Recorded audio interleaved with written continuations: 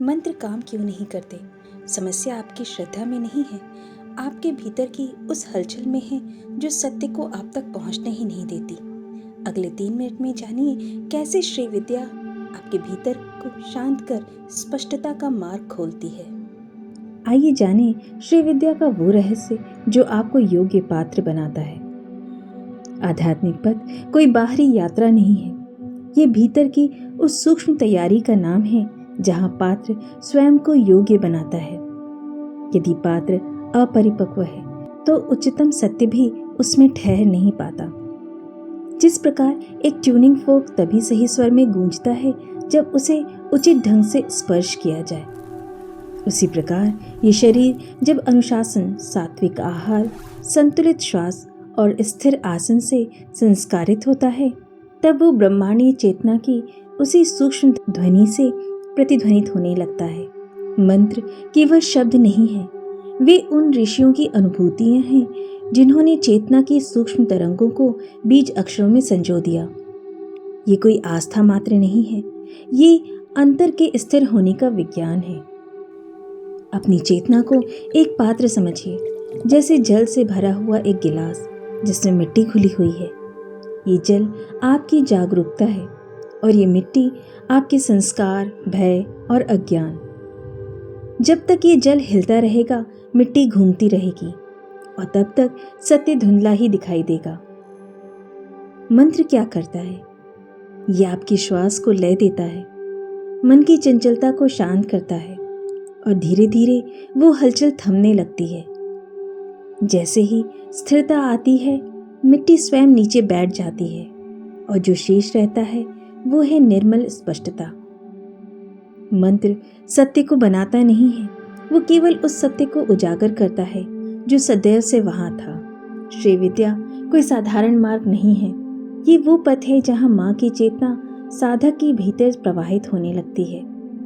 अन्य मार्गों में अशुद्धियां समय के साथ बैठती हैं, पर यहाँ वे केवल बैठती नहीं है बल्कि विलीन होने लगती हैं।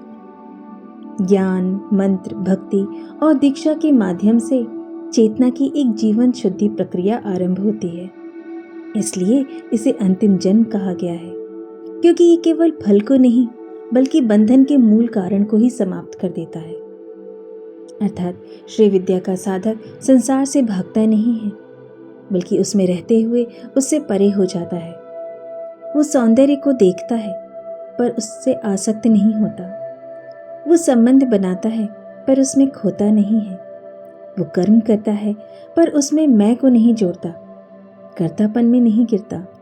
इस मार्ग पर शरीर कोई बाधा नहीं है, स्वयं एक मंदिर है। श्वास उसकी धौकनी है, मंत्र उसकी अग्नि, जागरूकता उसका पुजारी और अनुग्रह उसमें प्रतिष्ठित देवता। यदि इस मंदिर की उपेक्षा की जाए तो साधना अस्थिर हो जाती है, पर जब इसे सम्मान और सजगता से जिया जाता है तो यही शरीर दिव्यता का द्वार बन जाता है।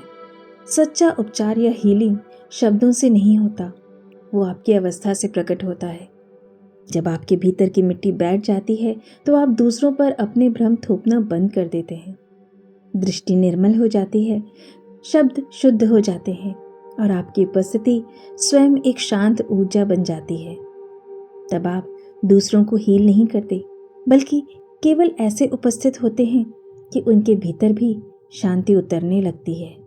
श्री विद्या का सार यही है कि जब चेतना का जल पूर्णतः निर्मल हो जाता है, तब ये अनुभव होता है कि कुछ भी नया प्राप्त नहीं हुआ, केवल वो हट गया जो सदैव से विद्यमान दिव्यता को ढक रहा था। और उसी क्षण साधक समझ जाता है कि वो कभी अपूर्ण था ही नहीं। जब चेतना का जल पूर्णतः निर्मल हो जाता है, तब साधक अनुभव करता है कि जिसे वो खोज रहा था वो सदैव से उसी के भीतर प्रकाशमान था। और श्री विद्या साधना आपको इसी के लिए तैयार करती है।